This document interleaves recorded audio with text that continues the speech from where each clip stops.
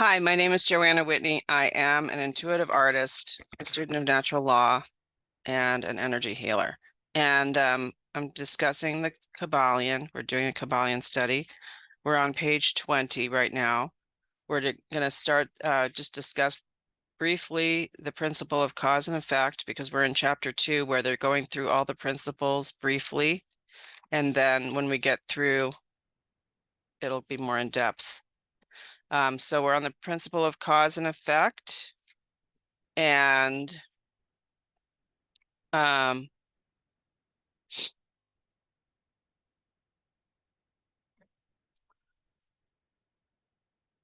yeah, okay, here we go. Every cause has its effect. Every effect has its cause. Everything happens according to law. Chance is but a name for law not recognized. There are many planes of causation, but nothing escapes the law. The Kybalion. This principle embodies the fact that there is a cause for every effect, an effect from every cause. It explains that everything happens according to law, that nothing ever merely happens, and there is no such thing as chance. That while there are various planes of cause and effect, the higher dominating the lower planes, still nothing ever entirely escapes the law. All right, I'm going to just talk about that for a second. We were just discussing this yesterday in another Kybalion study that I'm in, and we were talking about the letter of the law versus the spirit of the law. So it says here, nothing entirely escapes the law. So I just want to throw this out there while it's in my mind, which is that I do personally try to live by spiritual principles because I find it to be a lot easier to live that way, because as a result of adhering to spiritual principles, which are described in this book, Natural Law Principles, I place myself in what I consider a ray of light, where I seem to be in the right place at the right time. And if I slip off a little bit, the universe immediately slaps me upside the head because I'm living like that.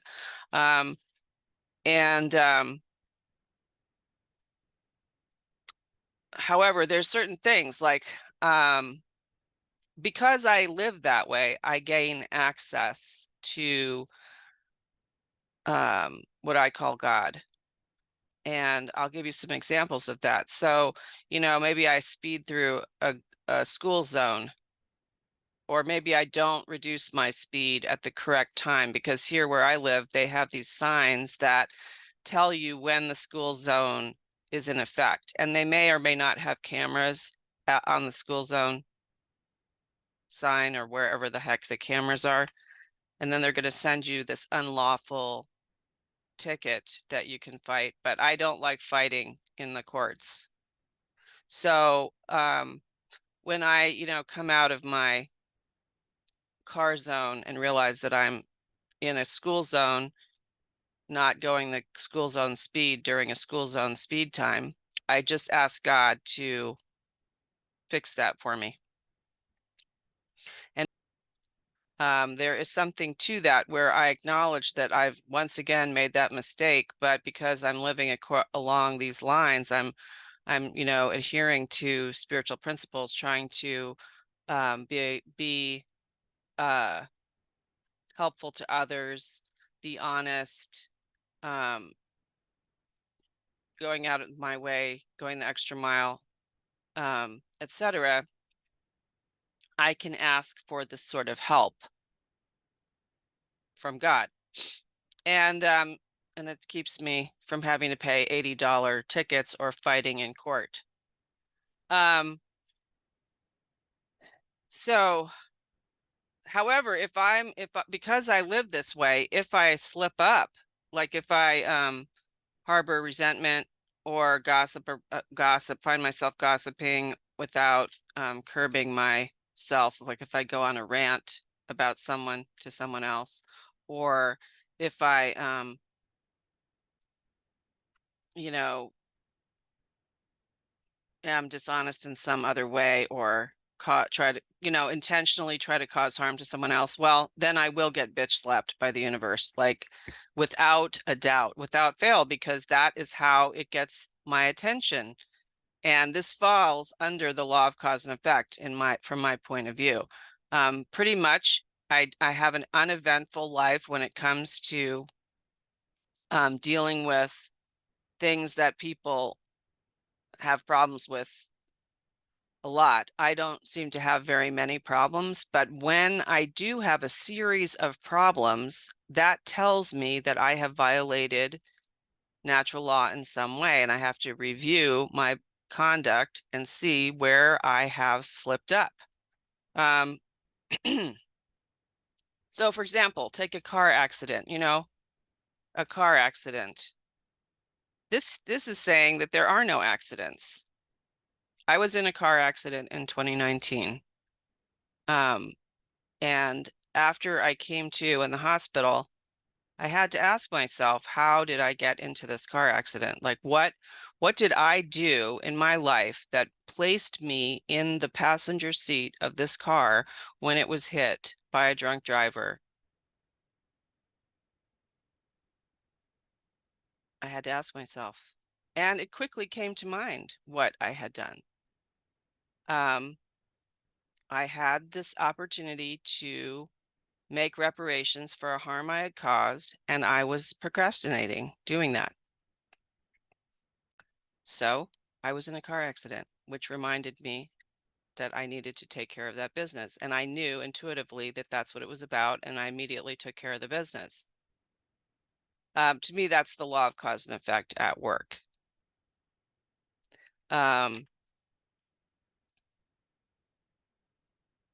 But that's because I've made a decision, a formal decision to live this way. Like I'm not sure that everyone has it that strict, but definitely if you have made a decision to live this way, any blip in the status quo of everything going your way should be a reflection of what mistakes you're making. And that's been my experience. Okay, so getting back to the writing here. So nothing escapes the law.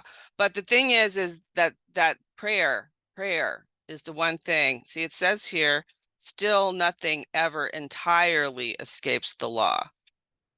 So what I have noticed though is that because when I pray, then that is the spirit of the law. There's the letter of the law and the spirit of the law, and that is present in these laws. So I can rise above the effects of the law through prayer, as long as I am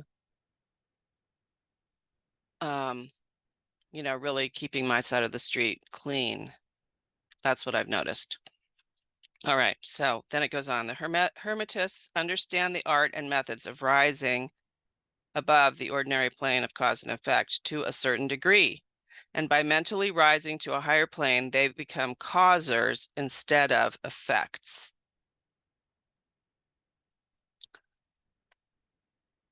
Okay, so that's basically what I was just talking about. Like I can use prayer to rise above the law of cause and effect. I can use my mental powers to raise my frequency in the law of vibration, to not think negative thoughts, to really try to overcome mind control that we're all under, to try to be more conscious of every word I say, every thought that goes through my mind, through meditation and concentration exercises. I can be, really work hard at raising myself mentally and spiritually above the mundane, so that I don't have to be at the effective cause, my cause, or become a causer rather than an effect, add effect. The masses of people are carried along, obedient to the environment, the wills and desires of others, stronger than themselves, heredity, suggestion, and other outward causes moving them about like pawns on the chessboard of life. Okay, so the chessboard of life, I mean, this is, a Masonic image. And, I'm not one of these people who believes that all Freemasonry is evil. It has been infiltrated by dark occult forces, but Freemasonry in and of itself is not an evil. But the chessboard is part of that, the black and white squares. You often see it in Hollywood films. They'll use the black and white tiles on the floor, and that has spiritual meaning. The black tiles are shadow and the light tiles are light, and the masses that they're referring to here, they just step on whatever tile. They're not conscious that they're stepping into the dark or stepping into the light. And as you become conscious, as you are raised up through principles, then you become conscious about where you put your foot. Are you going to put it in the dark, or are you going to put it in the light? Or the chessboard of life is also like, are you a pawn in the chessboard of life, or are you like royalty in the chessboard of life? These are, it all goes back to ruling the inner monarchy. Like, do I want to have someone else, another human being or reptilian force, whatever they are, moving me around on the chessboard? Or do I want to be the one who moves myself around the chessboard, or has a higher power that moves me around the chessboard? If I want to do it myself, if I want to be free, then I have to rule my inner monarchy, which on the chessboard of life would mean that I would be the one, or have God be the one through me, making my moves for me, and I would be all the pieces on the chessboard, rather than me just being a pawn and there being external kings and queens, and then whoever it is moving the pieces around on the chessboard. At this point, is it the New World Order, IMF, global elite, and whatever forces that are ruling them from behind the scenes off planet.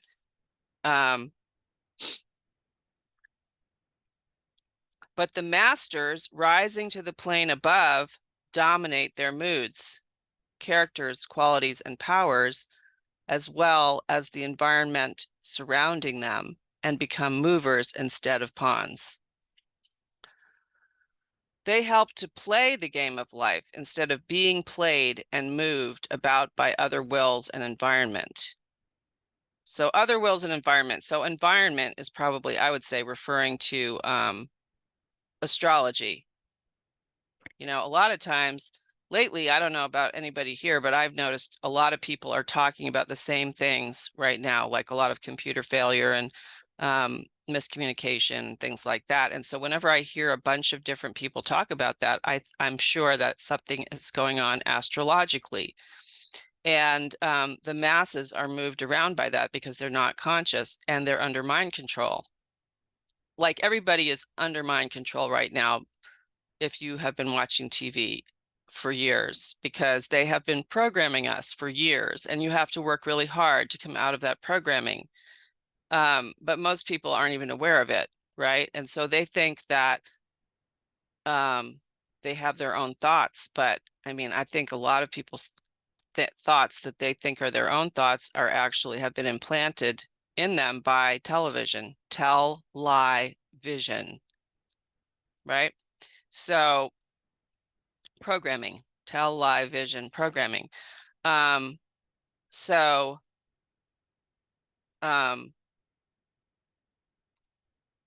as a result, so let's say I know, for me personally, I have a problem with Mercury retrograde. It's because my sun sign and my Mercury are in the same house. So when Mercury goes retrograde, I feel it in my sun sign, and I usually become my moon sign for 3 weeks.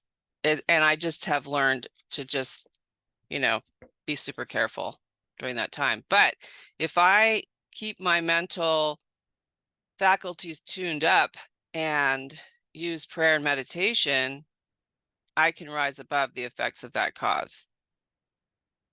Whereas other people who aren't aware of it just go about their lives, you know, buying electronics and brand new stuff, and then it breaks and they have to return it, and they have no idea that it was caused by buying something new during Mercury retrograde.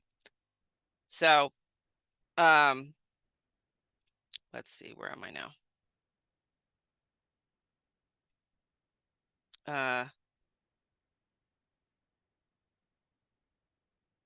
Okay, so they play the game of life instead of being played and moved about by other wills and environment. They use the principle instead of being its tools. The masters obey the causation of the higher planes, but they help to rule on their own plane. In this statement, there is condensed a wealth of Hermetic knowledge. Let him read who can. So, yeah, this is going to be explained more in depth later on. However, I'll just kind of go over it. The masters obey the law of causation of the higher planes, which is basically I reap what I sow. But they help to rule their own plane. I mean, this is being used against us by the global elite who, you know, are like into child sacrifice and satanic worship, and which is basically materialism, the worship of materialism and stealing the resources of the earth willy-nilly without any thought or concern about other beings, because they consider themselves better than us. So like we are chattel, we are like flies, they can just swat whenever. That's how they, in their minds, get away with that. However, I don't see natural law letting them get away with that. They may get away with it right now while they're on the planet, but I don't really think they are getting away with it. And certainly when they exit, they will have to pay the price.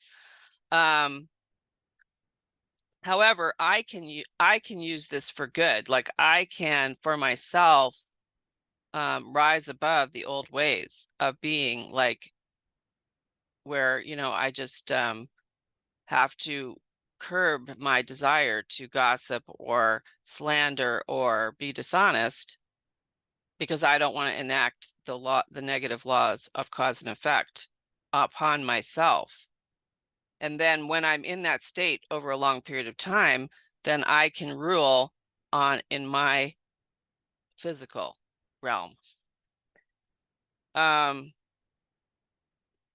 The other thing about this is, like, it's not just being kind to humans, it's also being kind to all beings on the planet, like being thoughtful and kind to animals. Like I don't get to just yell at the dog because I'm being kind to other people. I have to be kind and thoughtful to every being on earth, all living things and all things. I have a pantheist point of view, actually, that spirit is in all things. So I don't ever get to take a break from that. I literally have to consider all my actions, all my words, staying present in the now. You know, that's why that, you know, it's a good idea if you're going to be doing the Kybalion, which is an hors d'oeuvre platter to Hermetic principles, to start a meditation practice and try to find silence in your mind so that you can start to develop the observer self, so that you're not at effect of the cause of outside, you know, whatever. Turn off the TV, turn off the news. Just want to check my notes here for a second. I'm going to tell one other story, where I had my first experience with other planes one time when I was doing some service work downtown, and I pulled my car into the parking lot of the place I was going to, which was a homeless shelter, and I came very close to this guy that was like a kind of crazy homeless guy, and he was mad that I pulled my car so close to him when I was turning into the parking lot. So he slammed his fist down on the hood of my car. And I was filled with some bizarre sense of, it was like false courage. Like I wanted to kick his ass. I thought, I was going to kick his ass. Look at me. You think do I look like someone who could kick someone's ass? No. So by the grace of God, though, I said to him, God bless you. And he disappeared into thin air. That was a huge spiritual experience for me. I felt like I had a choice at that moment whether I was going to believe that that actually happened or not, and I decided to choose to believe that it did happen. And ever since then, I have like opened the door to a continuous stream of experiences like that happen to me all the time. But when I went to dissect what actually happened, under the law of cause and effect, I saw that I had enacted that law. I had moved into by saying God bless you, which, by the way, I didn't mean at the time. I didn't mean it. I was almost sarcastic in how I said it, but it counteracted my inner volcano that I was having where I wanted to kick his ass. And it sort of happened on its own. It was like a prayer that started inside of me and came out my mouth. And then it neutralized the situation. So I had to look at what actually happened there. And so what I saw was that I was going to do some service work at a homeless shelter.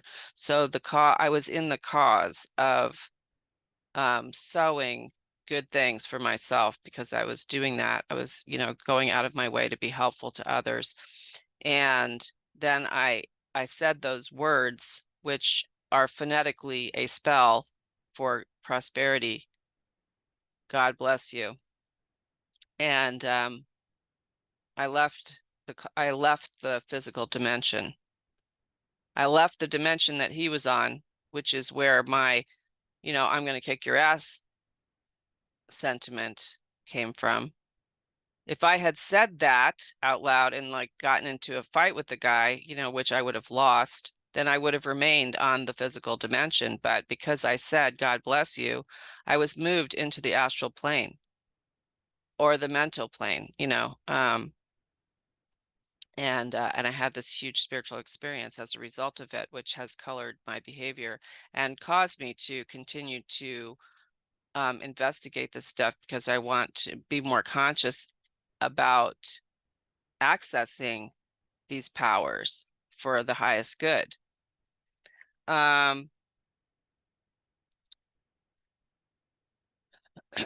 So that's basically